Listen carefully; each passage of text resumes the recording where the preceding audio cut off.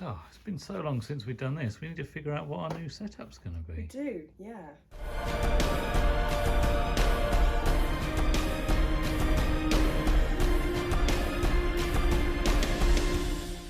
Andy, hello. Hello. We're back. We are back. It's us. It's We're been a here. long time. When was the last time we made a video? Well, it was in the old flat. Apart from the map one. Oh yeah, we did one here, didn't we? We did the map one. That was ages ago. The last one of these we did would have been September 2019. Oh. Flipping heck. But we're here. Here we are. And we're back again. April 2020. Woo. Well, it's May now, It's isn't now it? May. Sorry, I messed that up. May 2022. Can't believe it. Telling our viewers exactly when we're filming this on Whoops. probably the 1st of May. Ugh, who would do Terrible. such a thing?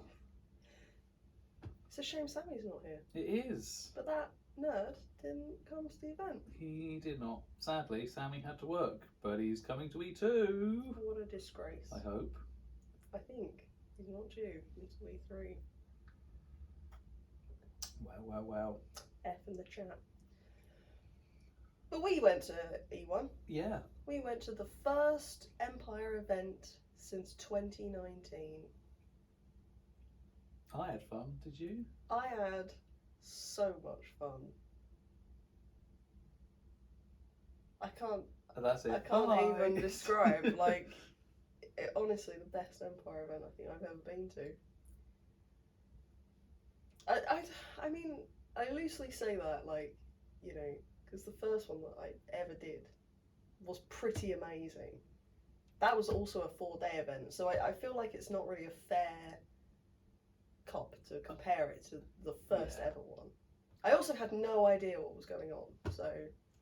I think it's fair to say that everyone's first mainline Empire event is always there. I would stand behind that statement. Your first event is always your best. But I think that's more from, this is something for most people, something I've never done before, or even the things that I've done that are similar don't compare. This is like, it's all real, holy crap, this is amazing. I'm really impressed with the amount of people who turned up who've never been LARPing before. At last I heard 540 brand new players. Ooh, that's a lot of people. You will not believe how many people come up to me and said, I'm really thankful for the videos that you lot have done. You're most welcome. Thank you for watching them. Oh my goodness. Yeah. Like, it's so nice when people come up to you and are like, yo, I love loving your work. You know, it's just really nice. So, Matt. Yeah. Do you want to talk about what you got up to at the event? Yeah, I do.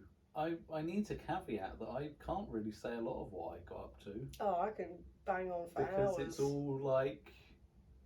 all stuff that you need to find out in game. Okay. However, I do have 2 things that were amazing, and then I really want to like grill you for what, because you kind of got like the new player experience. I did, yeah. Almost, because you're a brand new character, brand new nation. Yeah. Don't really know anyone in your nation. Kind of know a few people, like, kind of in passing, but I mean, as much as I love Becca and Miranda, I wouldn't say I knew them particularly well. You know, we'd never been to the pub before, and honestly, the looking glass kind of partly made my event. Anyway, we were talking about you. So my number 2. Oh, no, I did have 2, but I can only remember 1. What was the second? Oh yeah. So my number 2 top moment was I got to do our ambassadors meeting. Yeah. In the Senate. Very cool. So I got to sit on the throne and conduct the meeting. Was this the thing that you were prepping for Time In? There was like a meeting you were prepping? Yeah. Very cool. It's the regular meeting that we do every season, but I wanted to open it up to the floor and let everyone come and see. Now, we didn't have many visitors, and there was no roof on the Senate, so it was horrendously cold and darker than I was expecting. But actually, it was a really nice vibe. We got through everything we needed to. We kind of had the like, this is what the state of the empire is kind of meeting, and it was yeah, it was good. There was a role play effect on the throne, which pretty sure is in character illegal. Scandalous. Which I did know about. Someone came and said, you might want to get off the throne. There's an aura going on, and I was like, I know. So for those that were there, if you noticed that I wasn't talking as much as usual, it's because there was an effect. So, and that was good.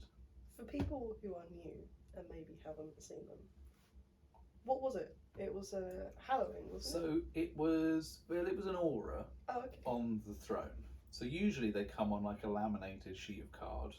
Usually it's things like Chamber of Palace. Is it Chamber of Palace? Mm-hmm. Chamber of Delights? There's Chamber of Palace, Chamber of Delights, and there's a day one as well. Yeah. Can't remember what it's called. Usually they might give you back some hero points, or they might give you back your personal mana if you like sit in that room for a while. Like it's an effect that a priest or a mage can put on a room, and then it gives you a cool benefit. They generally help you restore your personal mana, and they come with a little cool role playing effect. Like the autumn one is you want to talk and make light and have a nice, splendid, lovely, relaxing time and do deals and be interesting. Yeah. It wasn't like that. Okay. It was probably a naughty one. Oh. Yeah, so then to role play that out was, I'm not going to give my opinion as heated as usual. Interesting. For reasons which I will not get onto here. But yeah, no. So that meeting was brilliant. And then, hands down, probably one of the best encounters I've had at LARP ever, because Matt was convinced it was real, Fal was convinced it was real, and it was just so trippy. Well, you'll probably know more about this. So you have the Masquerade of the Reaper. Yes. That's like one of your yearly festivals. It was one of the things that I was most looking forward to experiencing from the League side, because my first ever event as Raw met the Reaper and was not prepared. Yeah. And it was really interesting. Basically, I never went back to it after that because it went so badly wrong the first time. I was really interested to see it like as a part of my own culture. So I was really excited about it. And they do this thing called guising, death guising. So this is the thing. I didn't realise that you could guise as a deceased character. Yeah. I mean, that's exactly what it's for. Is that only the case at the Masquerade of the Reaper? Like, can you guise as a deceased character otherwise? I mean, maybe you can, but maybe it's not. I don't see why not. Maybe it's but poor like, taste. it seems like it would be poor taste to do it at any other point. Like, it's what the festival is specifically for, is to remember your loved ones and say goodbye, come to terms with their death. So to cut a long story short, Lisbetta was back. One of her. So I'll go through it from my point of view, and then I'll tell you the things afterwards. So I wandered into the throne, and one of my my closest friends in the league just walked past me and said, "Oh, I'm sure she'd be happy to hear any last words you have for her." I was like, "What? Excuse me? Oh, did you not see the throne?" No, I didn't. It's dark in the Senate. The throne is backlit. She was like, "Oh, just go into the viewing gallery and have a look." So I went into the viewing gallery, and lo and behold, Lizzie was on the throne. I was transported like 4 years into the past. She was on the throne. She looked exactly the same as she ever did, in all of her kit. Same haircut, same facial expression. She was wearing a fairly large mask, so a lot of her was obscured, but to all intents and purposes, that was her. And Thamir came in, and I gestured to Thamir and said, "Look at the throne." And we both just sat in the back of the viewing gallery, holding hands and crying a little bit because it was really emotional. There she was. She was back. We knew something was up, but I didn't know it was a death guising. And at that time, also, I assumed it was Roz playing her. I assumed she was back as her old character, fulfilling that role. I thought maybe it was it's an NPC, like it's a plot thing. I didn't realise it was a regular, it was a player. I just assumed maybe she was back for like a funeral or a wake or something. So, and then of course, Roz, who's got a brand new character, just wandered past. Yeah, Quinn said the same thing. Whoever it was, I don't actually know who it was. So I know guising. who it was, and I don't want to get too much into the OC of it. Yeah. But the person playing her, either I thought, oh, they're crew and they've had like a 3-hour brief, but it's someone that could play the role very well, and oh my god, she was uncanny. Like, she knew how to interact with each of us, how Lizzie used to. Like, Val tends to hold hands with people because orcs are very tactile. So I just went and sat on the floor in front of her, and she offered me her hand, as Lizzie used to do. And like, it wasn't even prompted. I'm like, at that time I was still convinced it was Roz. Just the best. Just utterly, oh my god. So then I went and grabbed Grauka from Conclave. I was like, Grauka, Scarsin's on fire. You've got to come immediately. Because it was going to be... Spoiler alert, Scarsin wasn't on fire. But I knew that she'd want to see Lizzie again. And it was probably going to be like a 12-hour Conclave anyway. Yeah, it usually So is. I grabbed her out and we went and saw her. Got some masks off some new league characters to make sure we had one to not face the Reaper. And then Grauka got to chat with her one last time, and it was just so nice. It was one of the deepest roleplay experiences I've had, because, as I said before, I was convinced it was real just as much as Val was convinced it was real. Yeah. And I couldn't, at the time, I didn't know what, I didn't know what was going on. I didn't know that it wasn't like, I don't even know how to describe it. I mean, I didn't see her until late, like, I think when she was on her way to sort of the Senate, and she popped into the theatre or something else was happening, which I'll get to later. And I couldn't really believe it either. I mean, that costume was amazing. The only thing that gave it away for me was her hair. Was just, I could tell it wasn't quite right, and that was it. I think it was just slightly shorter than Lizzie's hair used to be. But obviously Gaspar doesn't know that.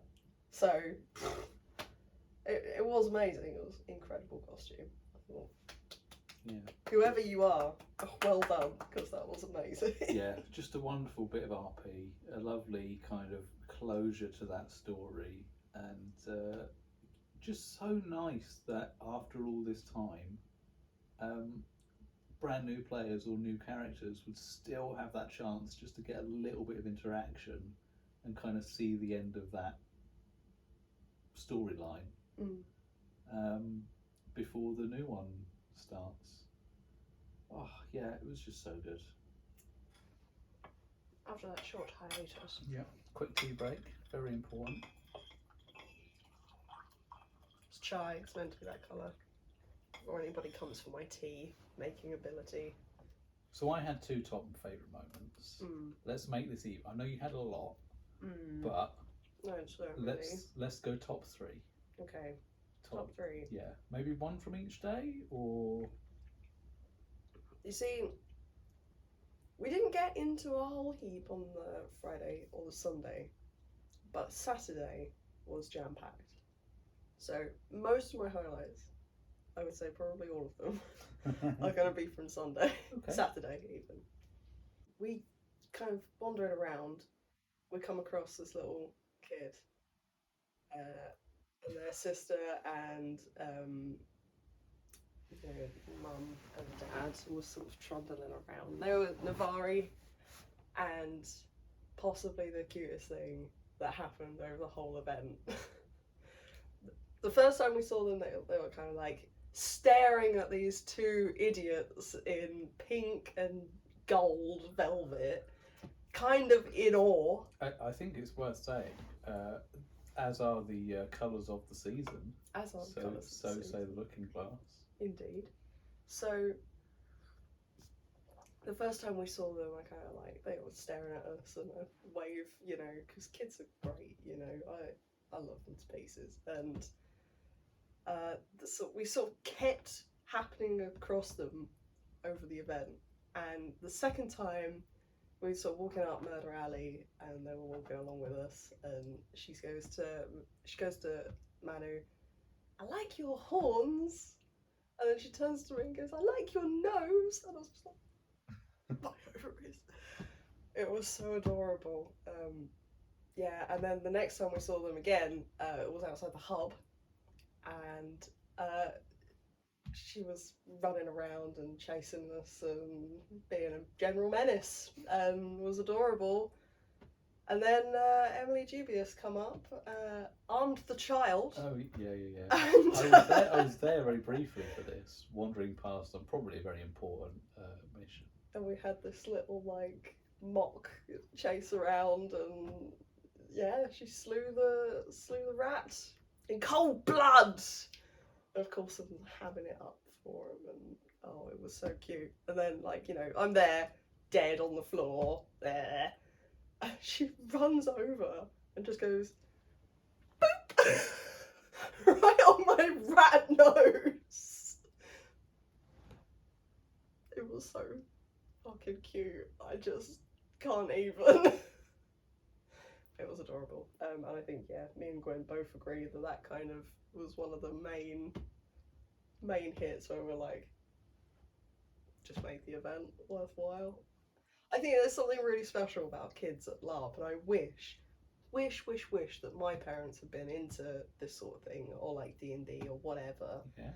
Because, because kids are experts at playing pretend. It's all real to them, and it was just so sweet. 10 out of 10 will role play with kids again. I think they're great. I think my one regret from my whole life, and hopefully will be the only one, will be not finding out about LARP sooner. Yeah. And not thinking, oh, that looks really sad. I kind of had an inkling about LARP quite early on. I think I sort of started to figure out about it. You had a local one, didn't you? There was a local LARP that I come across on my family picnic once, and I was like, what the hell? This looks kind of cool, but, I've never been seen dead doing it. But, I had some interest, but, a guy that I was with was like, so, put paste that one. I'm not quite sure which I want for my second point. Okay. So, what's the first one that comes to mind? I guess it would be when I met Lorenzo. Because of everything that sort of spiraled out of control around it. So before you say anything about this, sure. I think you probably noticed it, that kind of mirrored your very first event. Yes, it did. In a really nice way. Yeah, it did actually. So on our first event, we happened across Tom and Brian playing Scar and Morgor, having a quiet drink in a pub somewhere. I can't even remember where it was. It was the Applewood Arms in the Marchers.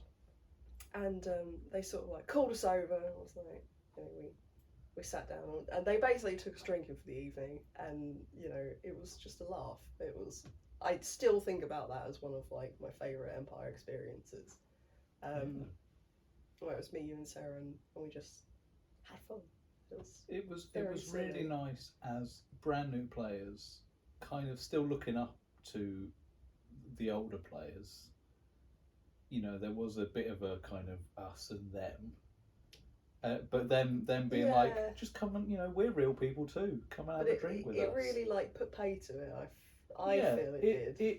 That was the point, because that was like Saturday night on our first event, and that was the moment where I really felt like, oh, this is like a family. This is a community that really wants to kind of have fun with everyone involved. Yeah. It put a really nice kind of feeling of this is what it's going to be like in the nation. And I had a similar experience on Saturday where Gwyn was off to check up on Ray, make sure that she was having something to eat and stuff. And I was sort of left to my own devices for a little bit. So I thought, well, I'll go back to the league and I'll see what's happening, if anyone needs any help preparing for the Reaper thing. And on my way in, my paths crossed with Dave, who played Lorenzo, and he just turned around and went, "Do you want to come for a drink?" And I was like, "Hell yeah!" And we went back to his tent, the Butcher's Bank tent, and it was just me and him, and we were chatting and, you know, getting to know each other. And he busted out a game that we had been literally talking about the day before, and I couldn't believe it. We've got a favourite game called Double, which is basically Extreme Snap. It's Violent Snap. Basically, there's lots of symbols on a card, and you have to match them before your opponent does. And we were saying, wouldn't it be cool if there was an Empire flavour one? And lo and behold, Dave has made one. It's called Rune's Way, and I will peddle it for him because it was a little bit more mature than Double is, because Double devolves into violence and stupidity very quickly. Sophisticated, maybe. It was much more sophisticated than that. I don't know if it will still be sophisticated when you've got, you know, a table full of Bravos playing it, but I was so enamoured with it. I've ordered two for both. Because it is available. Yes. To buy. Yeah, Dave sells them. Link in the description. Probably. I hope you're going to do that. So yeah, we were playing this game, we were having a drink, we were just chatting, getting to know each other, and then like we're playing the game and kind of heard that the Reaper Festival was sort of kicking off, and Dave was being very generous and like, well, you know, I was losing like a total pleb, and we finished up and headed out. And I was sort of stood on the outside ring of watching and he was next to me. And then he sort of trundled off into the crowd. I was like, we'll catch up later. Except then the Reaper came, and somewhere between leaving my side and the fountain, his mask came off, right? Because I then, you know, he was then on the other side to the Reaper, who spotted him without his mask on, and cursed Lorenzo to death right there and then. And I sort of like, everyone sort of surged forward, and I spotted his mask on the floor and picked it up. I don't know how much of this I should be saying, really. I think what you said is fine. I don't think we should go much further forward. Anyway. Unless you want to just put a quick end on that story. I will put a quick end on this story. The bottom line is, the next time Gwyn saw me was by Lorenzo's dying side. Basically, he turned up at the league saying, "Where's Gaspar at? There's lots of people milling around." And they're all going, "Oh, you're looking for Gaspar? He's by Lorenzo. Got cursed, etc." And Manu was just like, "I leave you alone for 2 seconds." But the reason this is in my top 10 is because, my top 3 rather, is really because of everything that sort of then spiraled out of control I mean, around it. You've potentially got a whole next game's worth of plot, Yeah. but just because of the rumours that are circulating. Hopefully they'll get picked up by like the in-character I press. wonder if they're true. Oh, well, that would be telling, wouldn't it? It would be telling. Mm. But that is such a cool thing. As a brand new character, I'm still arguably like kind of new player because it's been so long and you're in a whole nother area of the game. Yeah. Like, that's amazing that you got that opportunity to kind of get involved in. Absolutely. Yeah. And it was just on the fly. It really does. Yeah, it really just shows you that like the plot that because a lot of Empire is player made plot. Absolutely. It's all our interactions that create the game, and it does. That really kind of proves that it's where you happen to be. It's it's like, you know, right place, right time kind of thing. It's honestly one of my favourite things about Empire because it's so massive.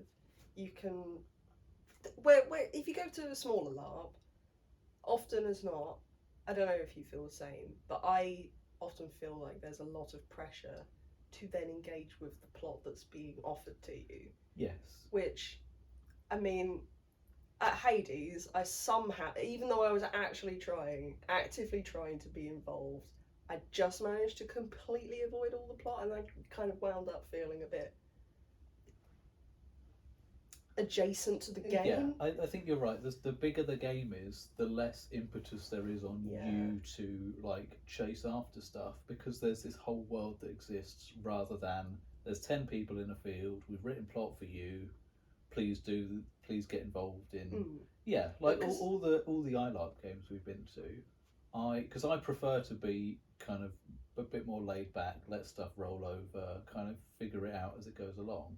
But a lot of the ILARP games we've been to, if you don't kind of, you know, grab the bull by its horns and get involved, you kind of feel a bit bad that you're letting the game down. But I feel like at Empire, it's very different because you don't need to. You can still get just as much involved in the world, even if you're not doing the delegations, even if you're not like greeting people at the gate, even if you're not going on the battles. There's literally never nothing to do, even if that is just sitting around a fire and scheming with your mates. I mean, I will just say, as one of those people who does get involved in like big plot, please do read The Winds of War and Fortune. They are fucking amazing. The amount of like game and writing that PD does, you know, the plot writers and the game team and everyone, to provide game for 2,500 people, it's astounding. And please, like, if it interests you, please get involved in it. Yeah, absolutely. But also, that's not it. There's so much more as well. Well, I've just realised. Number one. It's not really number one, but it is number one. Okay. Was the thigh off with Timothy? So is it the thigh off or is it the thivalry? The thivalry. This particular segment of the thivalry was the thigh off. Okay. Thigh noon, as Timothy put it. Noon. Very, very good. Amazing. I had so much fun. So, what was, for our dear viewers, what was the bet? What started this off? So, my first outing as Gaspar, which was the Good Leaf Games, which was over a year ago now, I think. I don't think it was over a year ago, but it was like summer last year, I think. It was a little March of Sports Day event that was down the road, and we were just like, well, we might as well go. Like, it'll be a laugh. And I was super keen to play Gaspar, so took Gaspar along.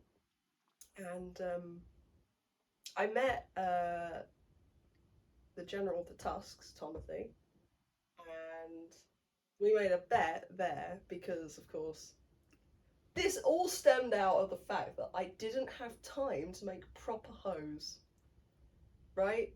So I made a quick pair of booty shorts the night before the event.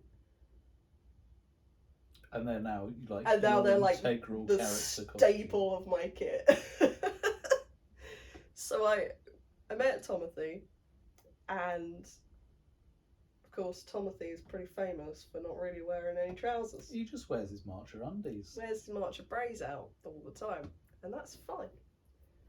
But of course, our thighs were in direct competition, and it got heated.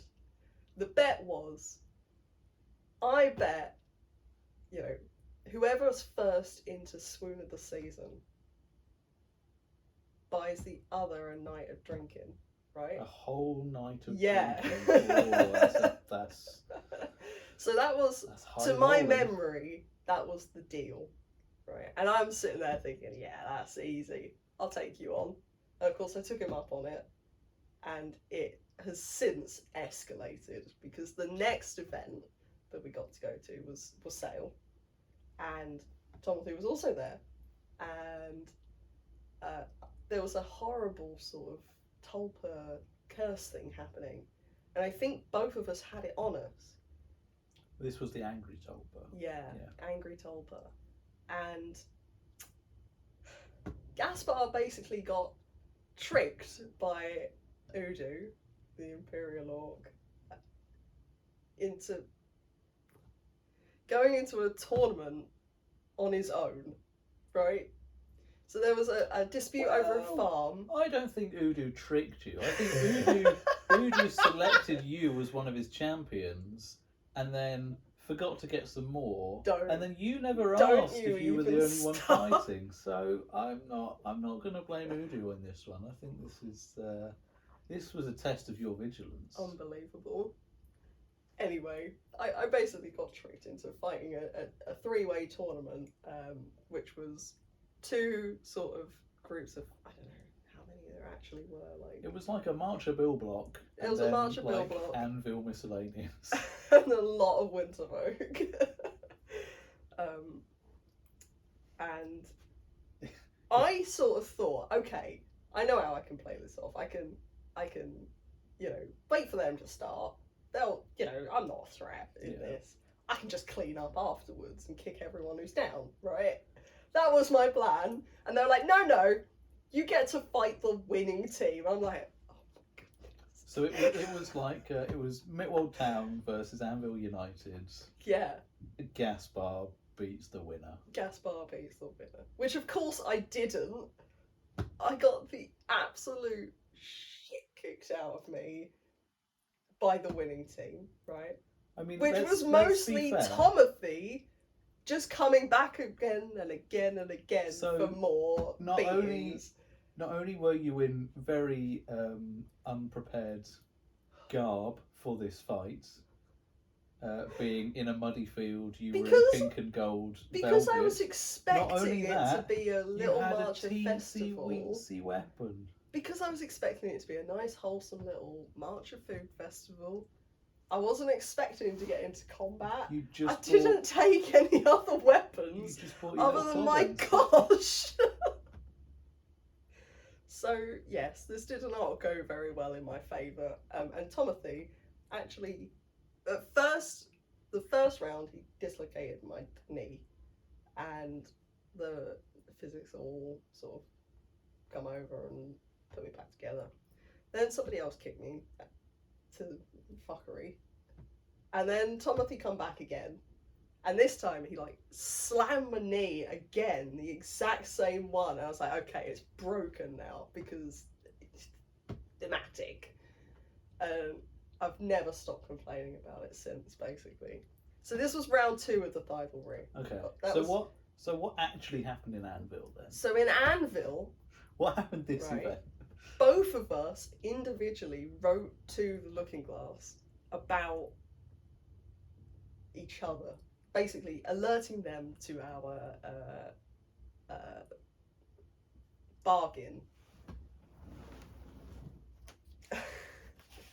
I'd just like to point out, for anyone that does have the Looking Glass. It's on the second to last few pages. Of course, it's near the end. Gaspar's letter about Timothy was a whole A5 page. They also edited that down because it was too long. They do only ask for 500 words in their letter. Well, I didn't So, know that. But you still got the fortune of having a whole page. Oh, yeah. Then Timothy Crowley's was 3 lines, In utter gibberish. which they had to translate from his interesting Breggers Land idiom. It was very amusing. So we wrote to them, and they basically said, okay, well, we'll judge your thighs for ourselves. And that was what Saturday afternoon consisted of. I waited around for Tommy. Of course, I was, slagging him off the entire time because he was stuck in military council and couldn't physically come to the soiree that they were running after we all got our copies of The Looking Glass. Yeah.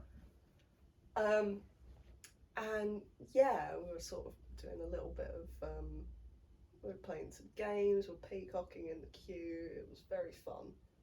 And then, of course, the main event happens, where we presented both of our thighs as Anguilla demands, and we were judged accordingly. There were many categories of judgment, including texture, taste, firmness, scent, I believe, was one of them. Okay. It goes on. The list went on. It was very silly, and we basically just strutted around and flexed at the crowd for an hour or so. And we were playing the rope game that I totally stole from the Good Leaf games. It's fine. Yours has. We'll only call it the rope game here, but yours has a much more catchy name. Yes, it does. Gaspar's original. Won't mention it here. Yeah. Amazing. I'm sure you can write it. So yeah, eventually, after a couple of, it can't have been more than an hour of this nonsense. But yeah, Gaspar won the first round of the rivalry, and I won. As we were in the queue, they said there was a prize for peacocking. I'm pretty much the only person who did, because it's just kind of been built into Gaspar's character. But what they had were these masks from a famous artisan who was featured in the second ever issue of The Looking Glass, and they still had. This is the last one. This is literally. I had to restrain myself from calling it an item of worth, but it basically is. It's in my kit bag. This was the prize, and after being judged worthy, it was tied to the winning thigh, which I, honest to goodness, would never have thought of doing. And I sort of wore it around like it was some sort of garter, and it looked very fetching. It did look very fetching. I got many comments on it. There's some kind of Chad energy from wearing a leaguish item of work as a garter belt. Let me put it there. So yeah, there we go. The next round, me and Marcus have kind of decided amongst each other that this has got to keep going, right? So this is something I realised after the event. I was wandering around kicking off that I was the champion thigh, but actually, considering that it was first to swing of the season, we've not actually won yet. And there's going to be another round of the rivalry, and I hope many more to continue because it's such a laugh. We're going to be doing. So, Tomothy has set the next one. March of Boxing. I do not stand a chance. So not like egg and spoon race. Or... No. I had it. I agreed to it, and then someone explained to me what it was, and I was like, I just spent I wandered around for 15 minutes going, I'm going to die. That's it. That's the end of me. So I'm gonna die. Email into PD. Can I change all my skills to hero points, please? Can I get 7 unstoppables, please? Unfortunately, that would be cheating. But it's going to be a lot of fun, I think. So yeah, stay tuned for the next challenge. Yeah. There's one more thing that I've got to mention. Okay. Honourable mentions. It's not really an honourable mention. It should have been dishonourable mention. It should have been in the 3, but I'm nonsense at chatting, at being concise, etc. I've never actually had a chance to sort of properly sit down and roleplay with Gwyn, even though they're like one of my closest friends. We've never actually played a duo before this. Uzgo knew Raw, and they were friends. Yeah. But it wasn't more than that. I wasn't really up in Uzgo's business, and you know, Uzgo wasn't entirely up in Raw's business. So, yeah, this has been the first time really that we've truly gotten to roleplay with each other, and I could not have asked for anyone better to play these two idiots with. I'm so glad I get to play with them now. Thank you for the invite. Made me so happy. Amazing. I think me and Gwyn have got a good thing going on with these two, and I can't wait to see where it heads to. There we go. I've rambled on for long enough. Good. I think So wrapping up, because that's probably something we should do. First Empire after the longest arc. Out of 5. Yeah. How good was your event? 80. 80 out of 5. Yeah. we need an Orcs Planet scale that we can rate things against, like you know, 5 out of 5. Like Thrones or 15 Toby Larones. Out of 5. I don't know. Okay. Yeah, I don't know. I honestly, one of the best events I've ever had. Yeah, up there with your first one. Yeah, I feel like it's only tying because of the nostalgia. Well, everyone watching, viewing, listening to us, let us know below what your top 3 was. What your top 3 things were.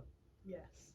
Yeah, let us know, you know, new players. Let us know how you enjoyed the game. Let us know what you got up to. We'd love to hear it. So keen to hear what people have got to say. Yeah, we could make Sammy super jealous that he wasn't able to make it. Yeah, and I think we'll have to, when he does eventually come back, we'll have to get him on the sofa as well. And we'll do another...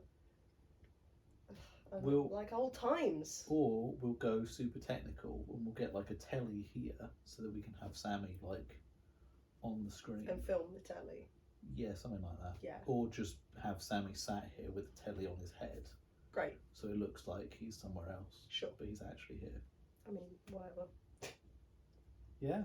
So yeah, that was our hots and hots. We usually don't do knots because that's for people's walls on Facebook and in private. So yeah, pretty damn good event, I guess. Thanks PD, thanks everyone. You made a cracking event.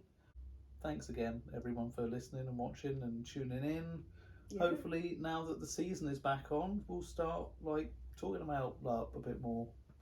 Who knows? I'm so sad that you've only given me 3 points. You can do a blog post. You can do an angsty blog post about it. I did though already. You can do another one. Okay. You did not just put it in your blog to me. Anyway. Goodbye. See you later. Thank you for watching. See you soon. How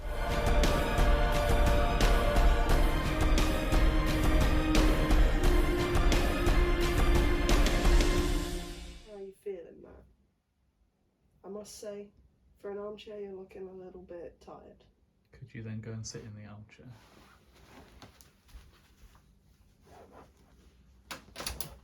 And then also. Well, Andy, you see. See, I hate to break it to you, but I'm not actually an armchair. I'm actually a mat.